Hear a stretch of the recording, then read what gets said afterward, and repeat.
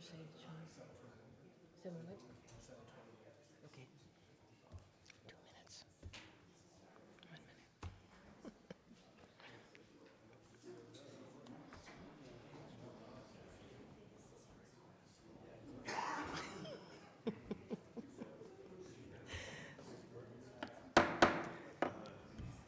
Good evening, everyone, and I'm opening up the Committee of the Whole meeting agenda. Thank you for coming this evening.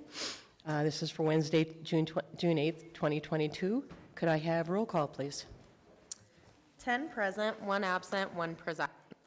Let the record show, please, that Commissioner Sorge has been excused for this evening. And I would ask Commissioner Thatcher if she would lead us in the prayer and the pledge.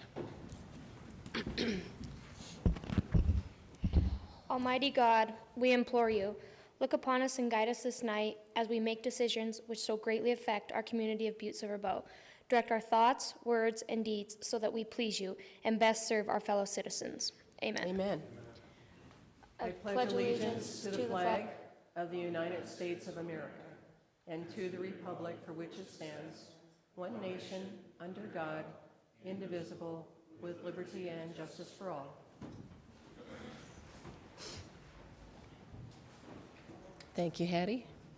At this time, we'll come to the portion of our meeting where we will call for any public comment on any item on tonight's agenda. So anybody who would like to make a public comment, come forward. I don't see. All right, Scott. I just my pen. Your name and address for the record. Oh, I got it. there we go. Okay, thank you. My name is Keith Seifert. The address is 1415 North B Street. And it's not part of the normal agenda, but the chief executive sent out the invitation for people to discuss the contract for the lease of the Civic Center. And I want to make sure that the council is, Well, sorry? Keith, actually, we're going to be doing that after, that portion of our meeting is coming after our Committee of the Whole meeting. So it would be probably more appropriate to make that comment at that time, if that's okay? That's fine. Okay. You're fine. You didn't know that, so you. Yeah. Thank you very much. We'll look forward to hearing you then. Okay. Is there any other comment on any item that is on tonight's agenda? This is the Committee of the Whole agenda. Please come forward. Your name and address, please. Thank you. My name is Bonnie Yo, and I live at 100 Sweet Meadows, which is just north of the industrial park. This makes the third time that I've been at a public hearing to voice my opposition. I feel like I'm getting to be somewhat of a fixture at these meetings. First, it was opposition to the special use permit requested by the Basin Creek Energy for the proposed solar farm on 1,600 acres of 700,000 solar panels by developers Rick Tabish of FX Solutions and Kevin Washington of Atlas Power, the cryptocurrency mining entity that's owned by Washington. I also opposed a request by the Gosden McDermott Cattle Company to request an amendment to change the comprehensive plan for Butte-Silver for 88 acres from working land place type to economic driver place type. My concern was that that change would lead to a zoning change request for said acreage from single-family suburban residential to light industrial. And lo and behold, here we are, hearing arguments to change the zoning for now 198 acres owned by said cattle company from the R1S to M1 light industrial.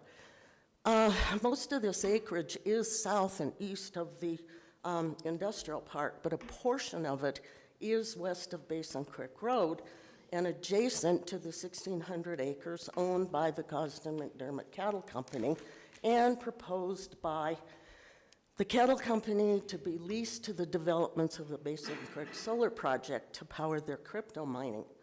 My concern is that with the adjacent acreage being zoned light industrial, the next request might to be zoned the whole area industrial. I understand that a special use permit would have to be approved for any future solar development, but having it zoned light industrial just might make a future zoning board more sympathetic to the aforementioned Basin Creek Solar Project.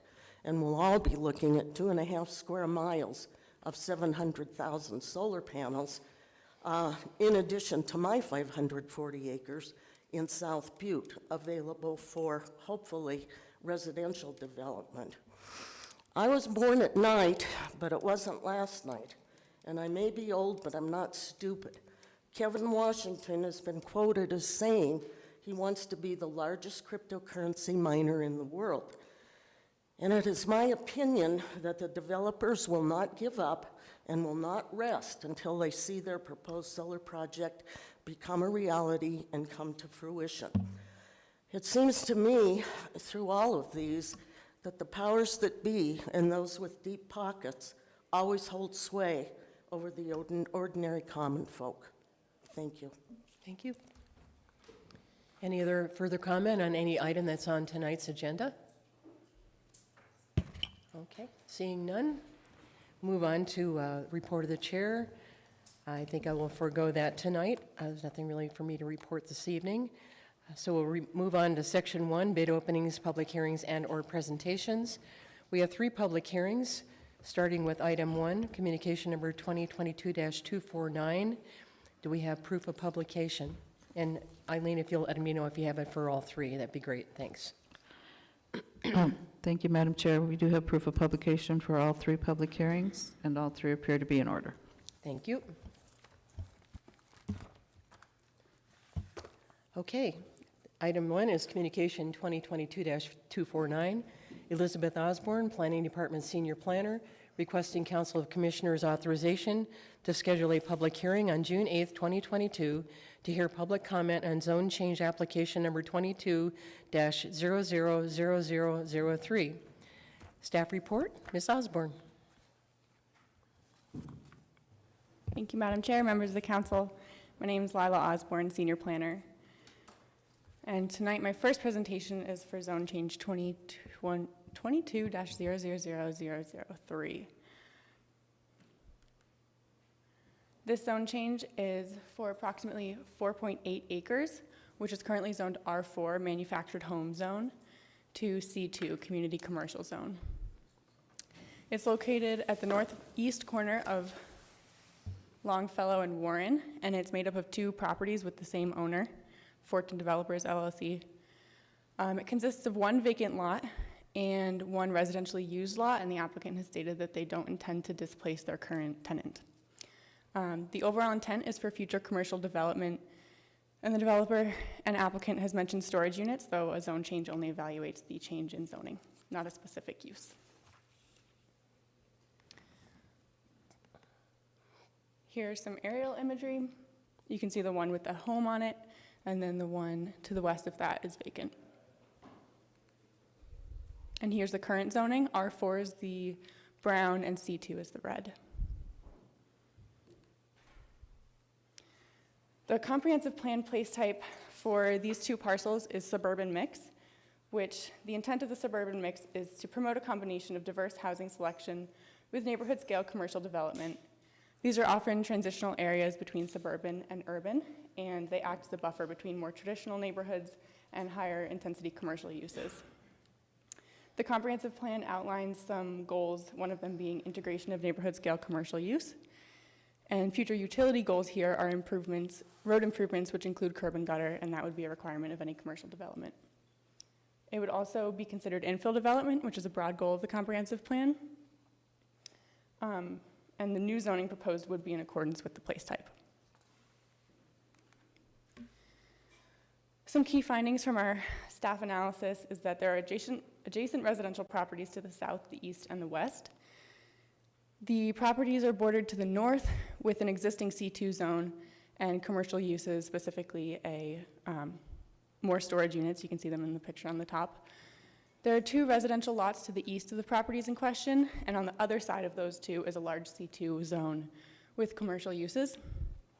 Land to the south is zoned R4 for approximately 475 feet, You can see the yellow square there, and then abutting that to the south is an M1 zone, a light industrial zone. And then to the west, it's zoned R4 for approximately 1,100 feet until it abuts another C2 zone. As so, this general area is already pretty mixed use. A change from R4 to C2 zoning would increase traffic on the existing roads. Longfellow and Warren are both in part within commercial or industrial zones nearby. Any new development would be required to maintain or exceed Butte-Silver Bow standards for commercial development, which includes the setback requirements, height, density, stormwater, municipal services connection and maintenance, landscaping, sidewalk, curb, and gutter. There is water in the west side of Warren, I believe, and there's sewer in both Warren and Longfellow. A zone change on these properties from R4 to C2 would make the existing single-family use a non-conforming use, but as I mentioned, the applicant does not intend to displace their tenant, and he's made them aware of this zone change application and potential future development around the home. We had the first public hearing on the 26th, and at that planning board meeting, they recommended approval to council. Okay. Thank you. Thank you, Ms. Osborne. Any questions for staff? Okay. Seeing none, I will open the public hearing. First call is for proponents of this proposal. Second call for proponents. Third and final call for proponents for this proposal, the zone change application 2203. Seeing none, and now I'd ask for any opponents. Would anyone care to speak in opposition to this application? Second call for opponents. And third and final call for opponents. Seeing none, I will close the public hearing. Moving on to item 2, you might as well just stand there, Lila. Communication number 2022-250, Elizabeth Osborne, Planning Department Senior Planner, requesting Council Commissioners' authorization to schedule a public hearing on June 8th, 2022 to hear public comment on zone change application number 22-000004. And we have publication proof, so I would just call on the staff again to give us an update on that.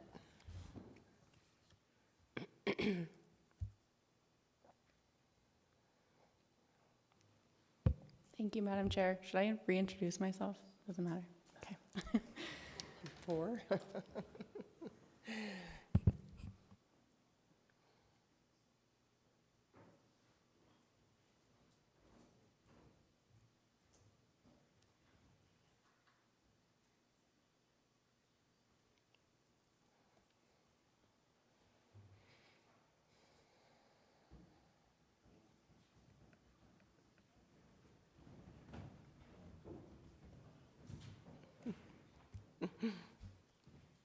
No pressure, Lila. You're fine.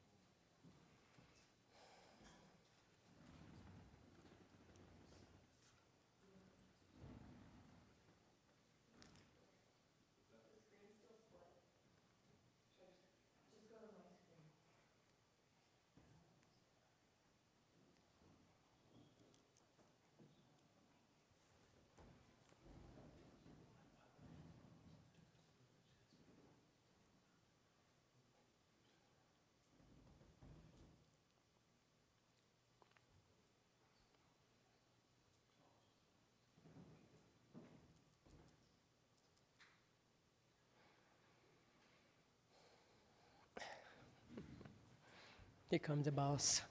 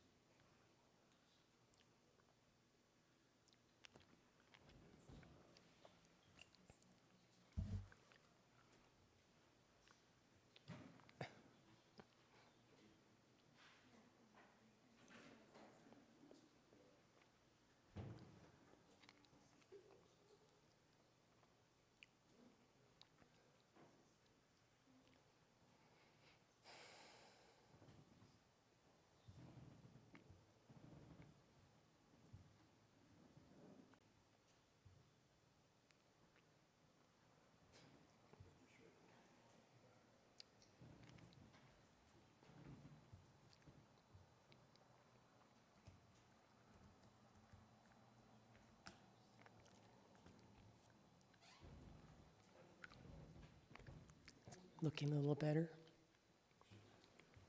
Okay. All right, thank you. It Ms. looks good. Osborne. This second of three, presentations tonight is zone change 22-000004.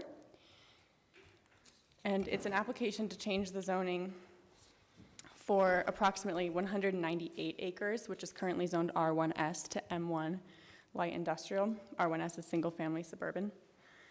It's located south and east of the South Butte Industrial Park, and the land is privately owned by Gosden McDermott Cattle Company.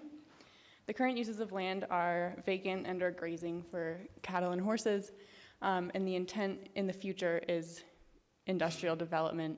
The applicant has stated sort of again, a business park-like development plan. So here's the aerial imagery, and here's the current zoning. The light grayish green is R1S, and the purple is the M1. The comprehensive plan place type here is economic driver. Part of this land, approximately 100 acres to the east of Basin Creek, was originally designated economic driver in 2020 when we first adopted the comprehensive plan.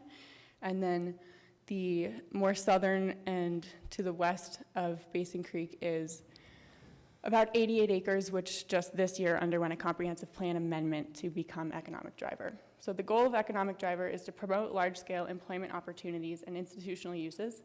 Commercial, light, and heavy industrial activities are typical in these areas, and they're where economic development is planned for and incentivized. An objective of the comprehensive plan is to provide economic opportunity through innovation, enhancing Butte-Silver Bow's economy by thinking outside the box. Additionally, industrially zoned land in the county would accommodate space for economic development and new businesses and industries near similar and compatible uses. Not all of this potential future development would be considered infill development, as there are no roads and existing infrastructure in most of this new land.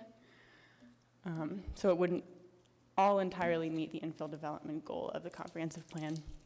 And it looks like the labels for my colors up there got a little messed up. Blue is economic driver. The two lightest, well, that's hard to explain. The limest green is open lands, and the other two greens are rural and suburban residential. The key findings of this analysis, I've broken them down into three main categories. The first being traffic. This zone change would increase traffic likely significantly along Harrison and Basin Creek. The only access to this area from the interstates is south along Harrison. There's currently no roads providing access to a majority of the 198 acres in this area beside Harrison and Basin Creek. New roads would be required to be constructed to our city-county standards for the purposes of any future development. There's also significant curvature to the road here, like you can see. And the applicant has been in discussion with the Butte-Silver Bow Public Works Department regarding potential to make this a 90-degree turn, which would improve safety in the area. Our roads division's primary concern here was approaches to a curved road, so that might pose a solution. For this land to be divided, the applicant would be required to undergo subdivision review, which is The review and the requirements for subdivision look further into infrastructure capacity, road standards and design, concentration of population and development, and compatibility of such a proposal. So that would be another phase of review should the land be subdivided further. Utilities. The applicant has stated that a study of Butte-Silver water system indicates that only 25% capacity is being used in this area, and that the remaining capacity should be more than sufficient for an industrial development. Any development of any kind would be limited to the capacity of the existing system. An extension of public utilities must be designed by a professional engineer and approved by DEQ. Currently, water runs through Basin Creek. That's that blue dotted line. I don't know if it's hard to see. And sewer it ends east to west in South Parkmont, which is that green line. Again, subdivision review would ensure capacity for any future development. I also want to mention in this section that we're aware of a high nitrate issue in this area, which is complicated when it comes to individual well and septics. Municipal services are favored over individual well and septics when you have high nitrate soils. Industrial subdivision and development would promote the extension of existing municipal services, water lines, sewer lines, whereas R1S encourages individual well and septic, which is less compatible with the high nitrate soils out there. Finally, compatibility. There's a buffer between the area of land which is included in this application and the existing residential land to the south. I believe there's at least a little over 700 feet between the nearest residence currently and Basin Creek Road. The intent of the M1 is to accommodate a variety of light industrial uses and provide greater flexibility within zoning regulations for industries which do not create noise, odors, smoke, and other objectionable nuisances to the extent that heavier industries, which are restricted to the M2 heavy industry zone, may. So comparatively, M1 uses are less intensive. They still may create noise, odors, and smoke, but not to the extent that the M2 does. When considering the growth of our city county in recent years and in the projected future, it's important to consider in an intentional and an informed long-range manner where are the best locations for necessary uses. That's really the big question of this zone change and pretty much any zoning in general. And Thank you. we had the hearing here where the planning board recommended approval. Thank you, Ms. Osborne. Any questions from council members to staff? Commissioner Callahan? Thank you, Chairman. Ms. Osborne, is there any chance that this property is tied up in the property of McDermott's that's in district court right now? Ms. Osborne? Madam Chair, Mr. Callahan, our applicant has made it they've reiterated many times that this has nothing to do with their solar farm proposal. In fact, solar panels are not permitted uses in the M1 zone, and should they pursue a use like that on this land, they would have to apply for a special use again, which is the district court is the outcome of that original attempt. Okay, thank you. Commissioner Mankins? Thank you, Chair Shaw.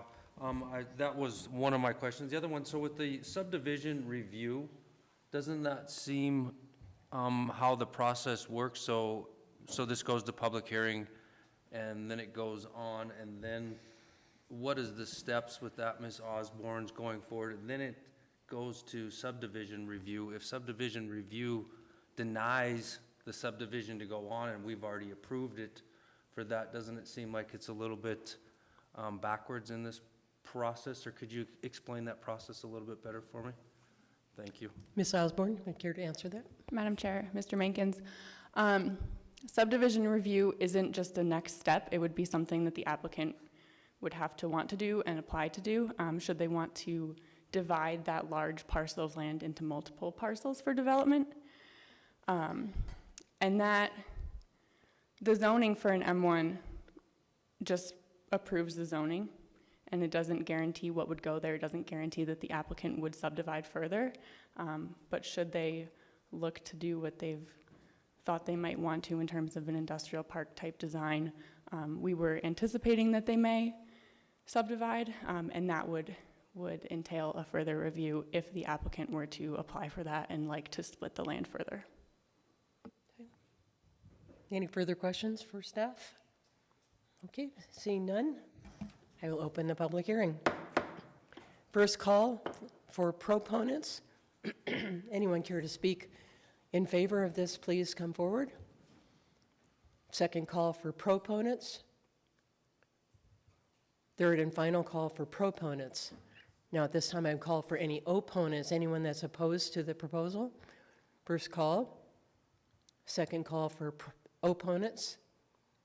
And third and final call for opponents. I close the public hearing.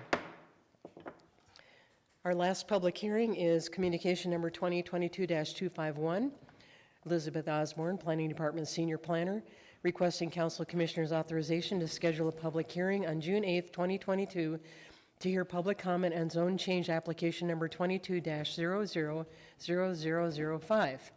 Ms. Osborne. Thank you, Madam Chair, members of the council. My last presentation is for zone change 22-00005. This application entails approximately 2.3 acres, which I'd like to correct from what might be in your packets, which said 1.8, but we're evaluating both the northern portion of both properties rather than just the applicant's property in this area to remedy the split zoning there. The land is currently zoned R1S, single-family suburban residential, and the zone change is proposed to be M2, heavy industrial. It's located in the northwest corner of South Montana and Beef Trail Road, made up of two properties with two separate owners, one of which is the applicant. It's a law office and Mile High Excavating. Mile High Excavating is who's applied here today. And it's split zoned R1S and M2. So these are two individual properties which have two separate zoning designations on them, and that is the intent of this application to remedy that. Here's an aerial image.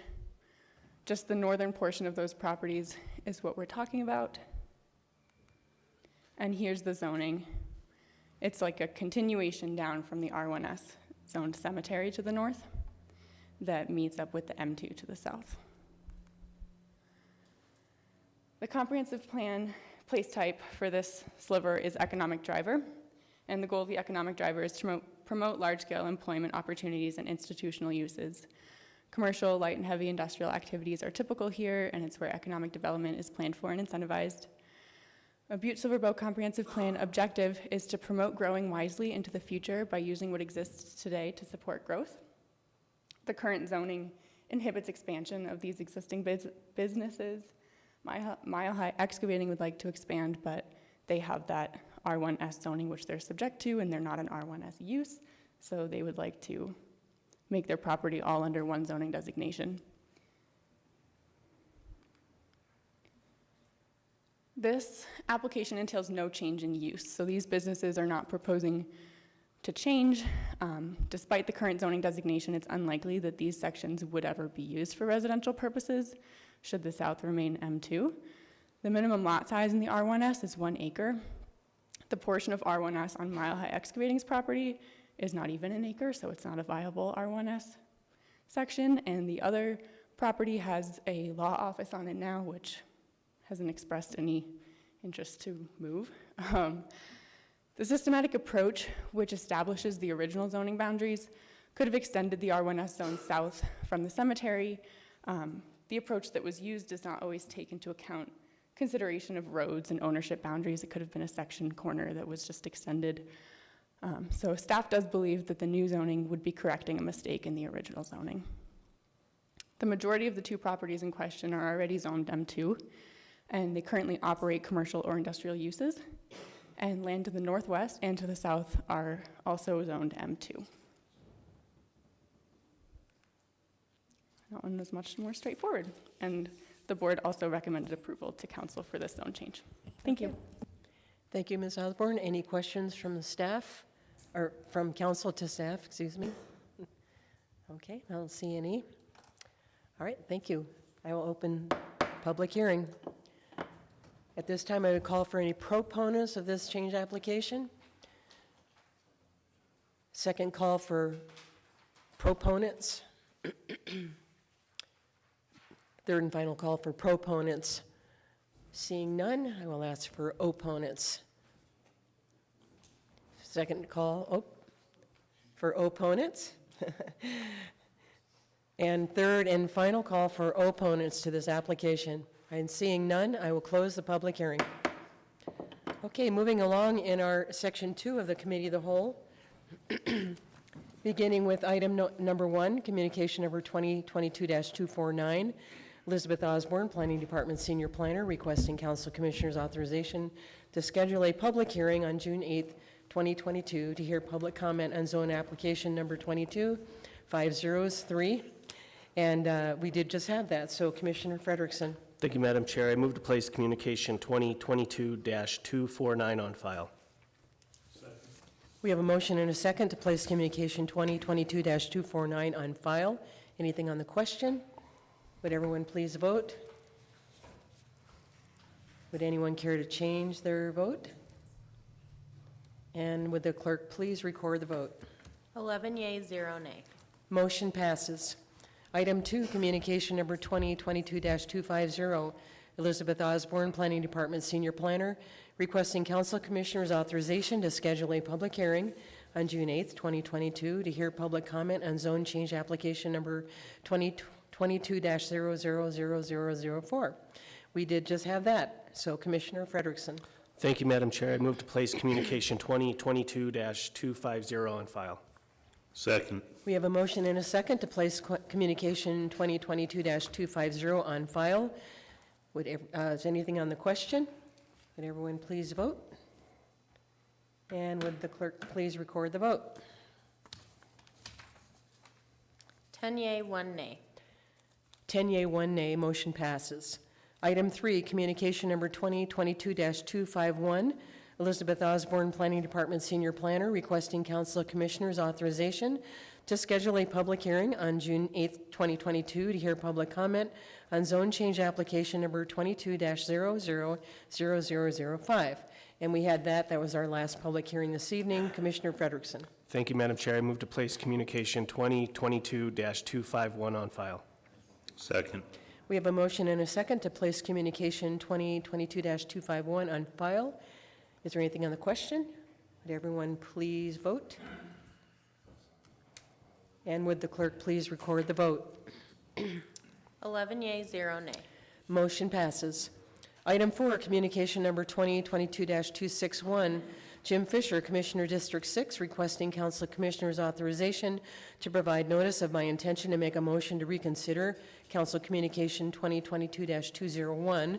This communication, which requested amendments to how the $80 million of opioid funds received by the state of Montana from the settling defendants would be distributed in the state, was concurred with and placed on file in May 4th, 2022 regular meeting.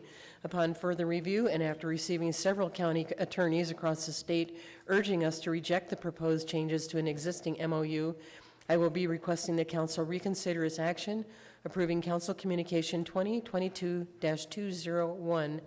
I spoke with County Attorney Joyce today, and she suggested that we simply place this on file, note and place it on file as we await the new revised version that is going to come across our desk sometime in the future.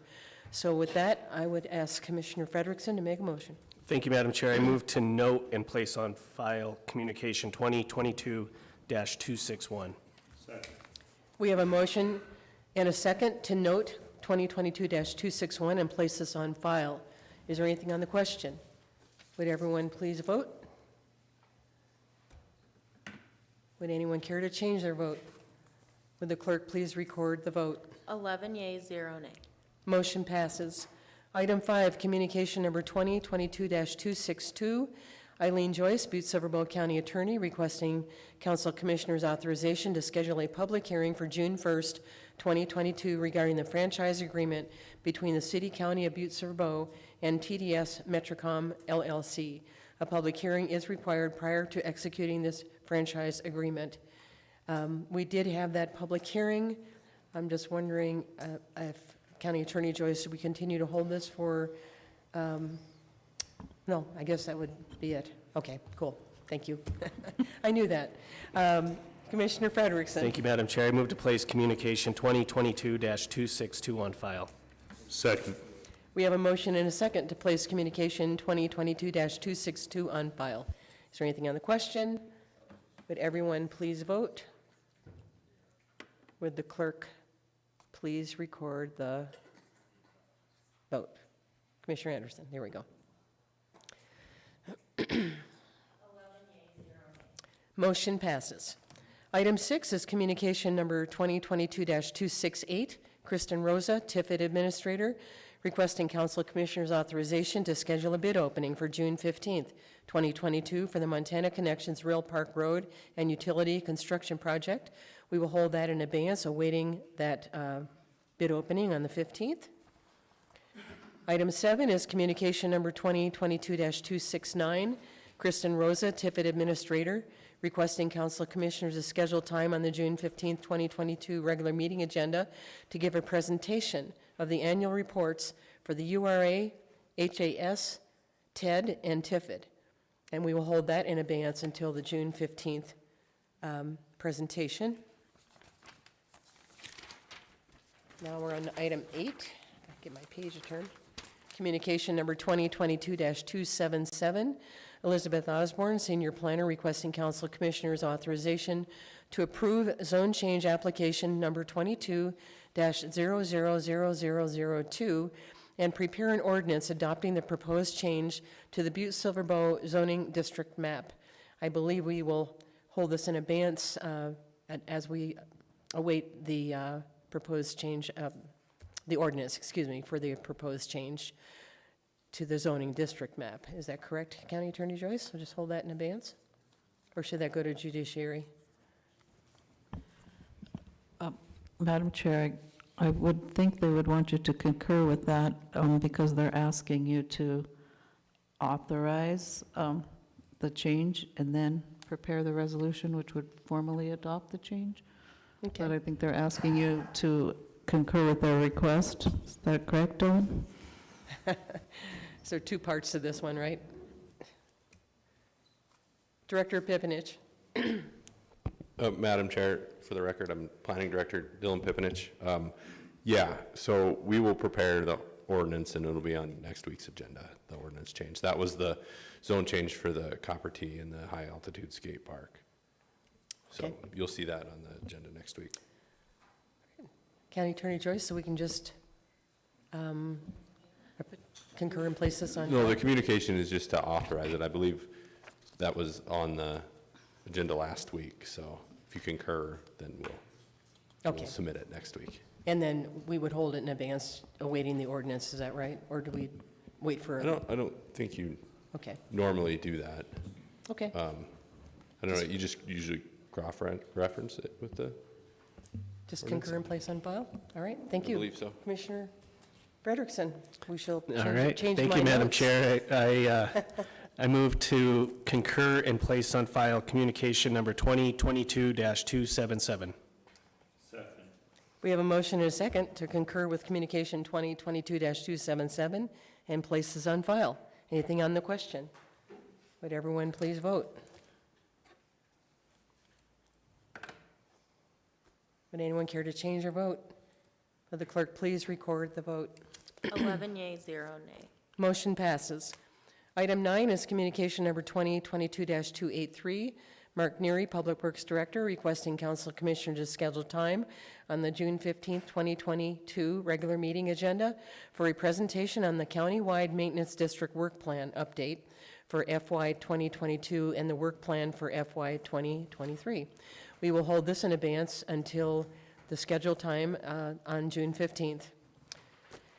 Okay, at this point in our meeting, I would call on any public comment on any matter not on tonight's agenda.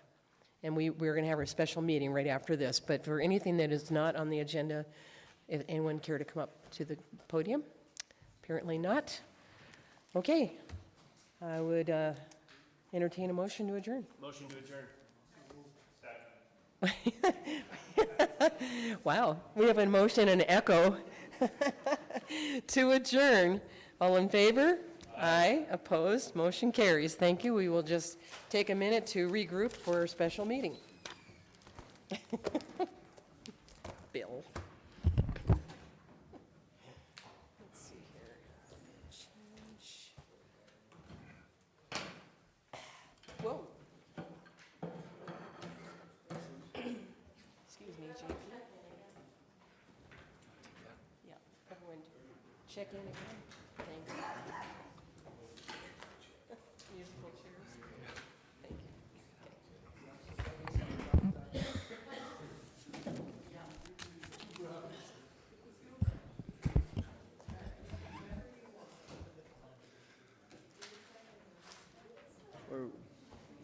I'll wait for him to come back.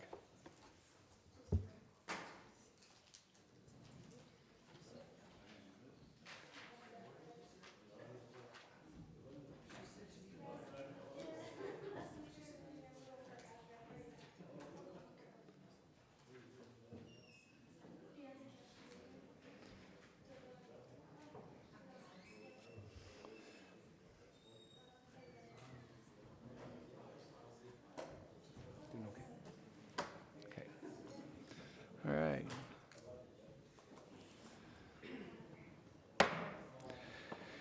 I'd like to call the Butte-Silver Bowl Council of Commissioners special meeting for Wednesday, June 8th, 2022 to order.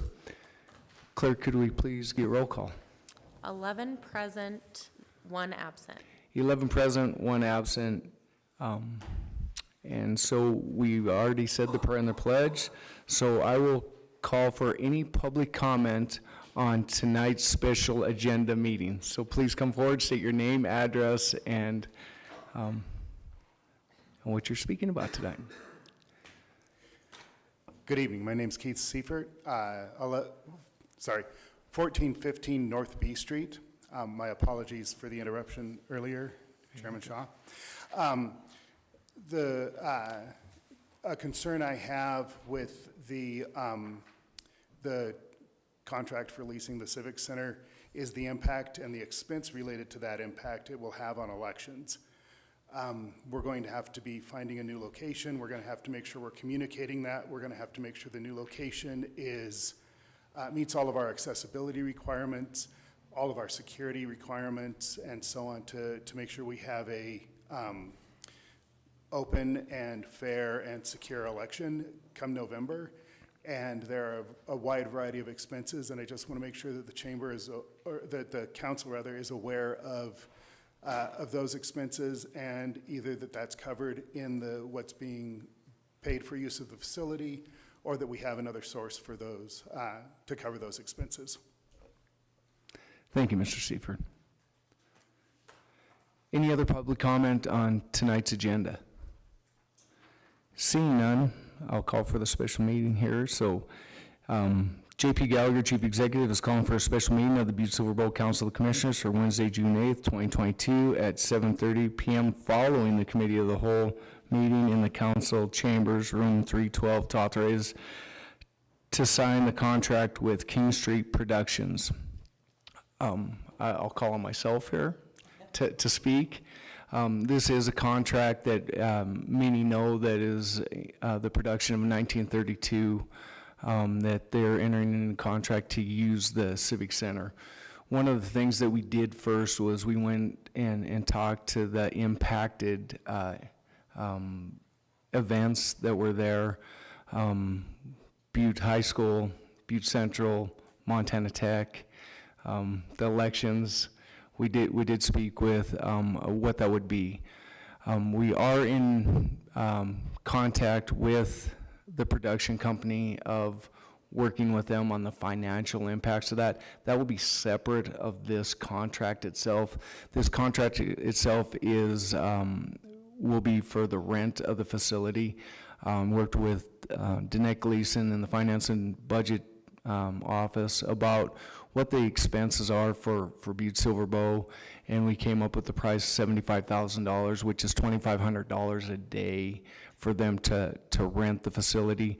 They're going to start renting the annex actually June 13th at $1,250 a day until such time after the Dream Big Foundation, which was already scheduled in there to be taking place. After that, they'll pay $2,500 a day and then move to $75,000 a month.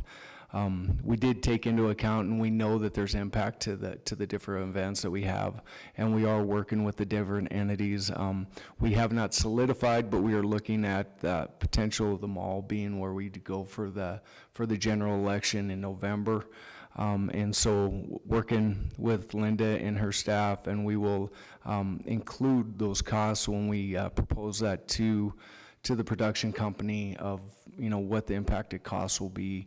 And they've been very open to letting them know what the costs of the impact to the different events are. So we've had great discussions with them, and so the contract that I bring forward with you today, I think, is a very fair one. Although we ask for $2,500 a day for the main arena and $1,500 or $1,250 a day for the annex, there's very seldom that we rent that facility for more than a couple days a month.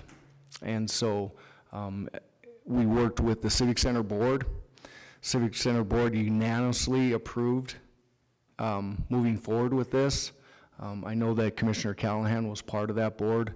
And so the economic driver that this can be to our community and the impact it can be going forward, I think greatly outweighs the sacrifice we have to make for this 1 year to do this. And I know that there's sacrifice in the community. So with that, I'll open it up to any questions that commissioners may have. Commissioner Shea. Thank you, Mr. Chief Executive. Thank you for speaking to us, and thank you, Keith, for bringing up the elections. This has been a concern of mine since this first hit my radar as well, because I really don't think there's anything that's more important than that right now. That being said, I don't have an issue with renting our Civic Center per se. I guess my issue is that we're looking to enter into an agreement with a proposal for how the production company will help us fund the relocation of our election still on the table. So that's kind of my rub there, is I would like to know what that is ahead of time. Either that, or I would like the opportunity to be able to revisit this approval if what they agree to it does not meet our needs. Thank you, Commissioner Shea. Part of this is for the rental of the facility. We've talked to them about that, and we really didn't have a solid number for the different entities. So to bring it forward to you today to be able to do that, we didn't have numbers that we could put to what the election relocation would cost, what it's going to cost for all these other things. And we are in I don't want to put a time crunch, but we are kind of in a crunch as far as entering into this lease, because they're going to start bringing stuff in on June 13th on this. And this is not on their part, it's more on our part to give them solid numbers. And they said give them a number on the impacted events, and they would be open to what those would be.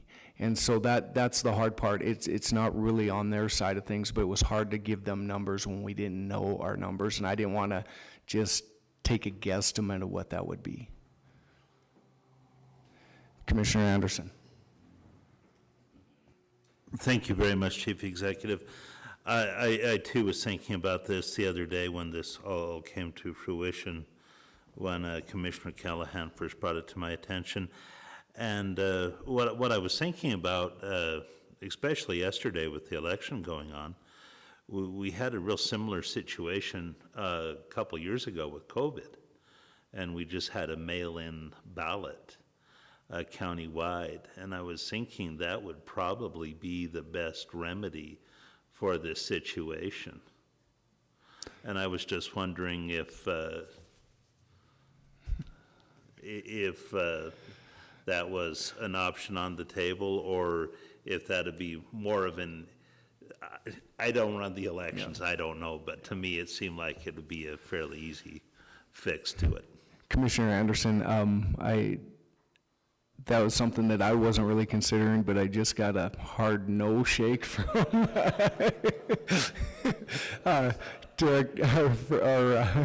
Linda Sager-Joyce. So if she would like to speak to this just a little bit. Thank you. For the record, I'm Linda Sager Joyce. I'm the clerk and recorder for Butte-Silver. We can't do a mail ballot election. Montana law does not allow for a federal election to be mail ballot in normal circumstances, which this is normal. There's not the health risk. The governor would have to approve something like that. So we are looking for alternative locations to do this at. I didn't want to do that until we got through yesterday's election. So right now, my immediate concerns are where we store the hardware, the secure location for the hardware, so it's out of that building before June 16th or June 13th. And, but mail ballot cannot be on the table because of state law. Thank you, Linda. Any other questions? I'm sorry. So Commissioner Fisher and then Commissioner Reardon. Thank you, Chief Executive Gallagher. I have confidence in our team that we'll be able to find locations. And as far as the budgetary matters, I think we're in a positive equity situation where we're getting that much rent. I mean, even if we took little or very little or no money from the production company, I think this is an opportunity that, without question, is a real upbeat for the community that's well needed. I think it's something that the Civic Center needs to use, and you know, the funding that we're going to earn from renting that Civic Center, hopefully we can put to good use in this community. So I'm totally in favor of this, and I agree with the board's recommendation. And as far as the finances go, I think that we have a team that has done a pretty good job negotiating so far, and I think the future is going to show the same. So I'm fully in support. Thank you. Thank you, Commissioner Fisher. Commissioner Reardon. I just wanted to chime in a little bit. I want to thank the people that put this deal together. I think it's one of the greatest opportunities that's come to Butte again in years. It allows us to share our legacy and our treasures that I guess we valued and kind of hid for a couple years, you know.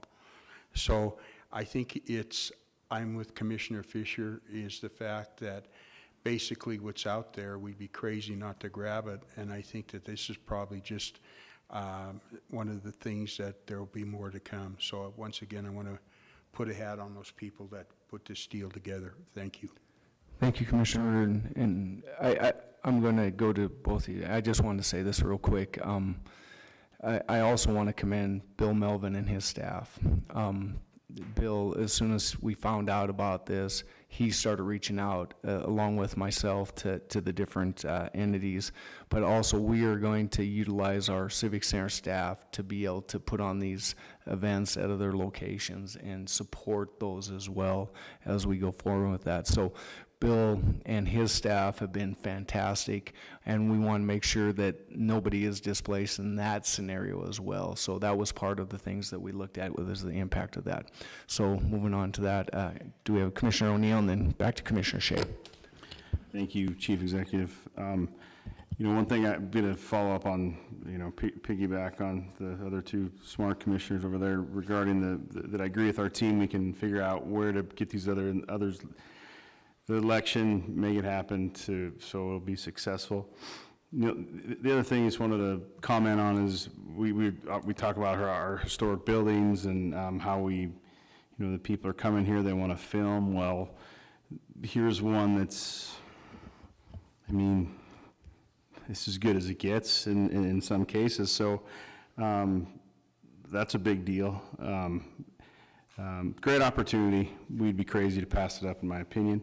Also, I just wanted to say, and I'm not saying this I was happened to be an extra on Yellowstone. Thank you. I was pretty excited about it. But anyways, my point of saying that is not bragging. Is anybody can do it if you just apply. But the amount of people that come and that are around it's a real deal. I mean, there's 500 to 700 people at one time in one location, and then they spread like wildfire. That'll go shopping, and you understand the point. So it's a big deal. So it's exciting. We get the opportunity. So Thank you. Thank you, Commissioner O'Neill. Commissioner Shea. Thank you again, Mr. Chief Executive. And I do also love me some Yellowstone and anything Taylor Sheridan related. So I'll just kind of piggyback off of Commissioner O'Neill. My understanding is that the events, most of them are sporting events aside from the election. New venues have been kind of selected or are being worked on. Those are not going to be leaving the community. Okay. And so that would kind of answer my question as far as any impact on hotels, restaurants, if they would be losing any of that business, they would not. But this has the potential to actually increase their business, because I assume, maybe Commissioner O'Neill can tell me, did you stay in a hotel when you were an extra? Like, do those production people stay in our hotels? Certainly they would have to eat in our restaurants and whatnot, so that was my question. Yeah, Commissioner Shea, that's a great question. That's exactly what's going to happen, is that you were going to have impact to our local hotels, rental market within the community, short-term rentals, Airbnbs, everything that's available. They even said if people have vehicles that are available to rent out privately, that they will be really impacting our local economy with anything that they can with that.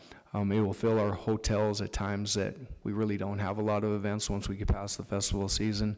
But our events that were scheduled, the Mining Sea Duels, the Montana Tech Volleyball, all of those, we are continuing to keep those here locally. Thank you. Follow up, Commissioner Shea, and then I'll go to Commissioner Callahan. Sorry. Thank you, Mr. Chief Executive, for that explanation. That makes perfect sense. I still do believe that our elections are the most important thing. Yeah. I am putting a great deal of faith in our team, and all of us being part of that same team.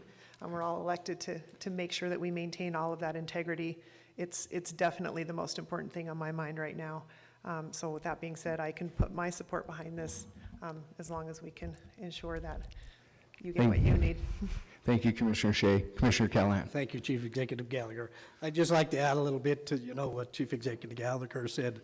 When the production people came to the board meeting at the Civic Center, and Chief Executive was there, and multiple agencies that use the Civic Center were all there that night. And, we had the Commerce Department was there, and all the work that the Commerce Department people have put in to get this thing to come to Butte, and the production people, they've put a lot of work into this so far, and they're definitely committed to do their best that they can for Butte.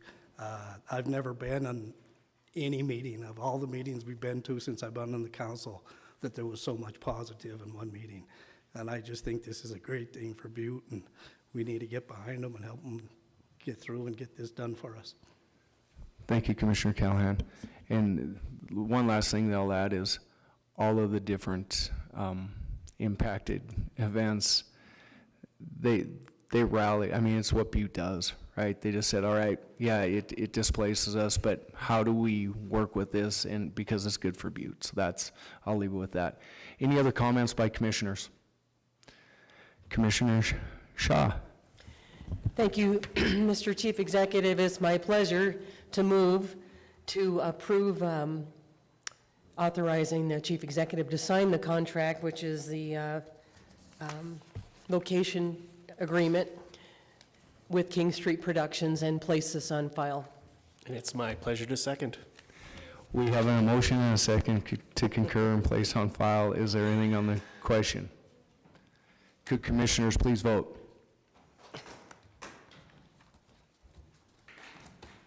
And would anyone like to change the vote? Clerk, please record the vote. 11 yeas, 0 nay. 11 yeas, 0 nay, motion passes. All right, cool. I will take a motion to adjourn. I move to adjourn. All in favor, signify by aye. Aye. Opposed? We are adjourned. Thank you, everyone.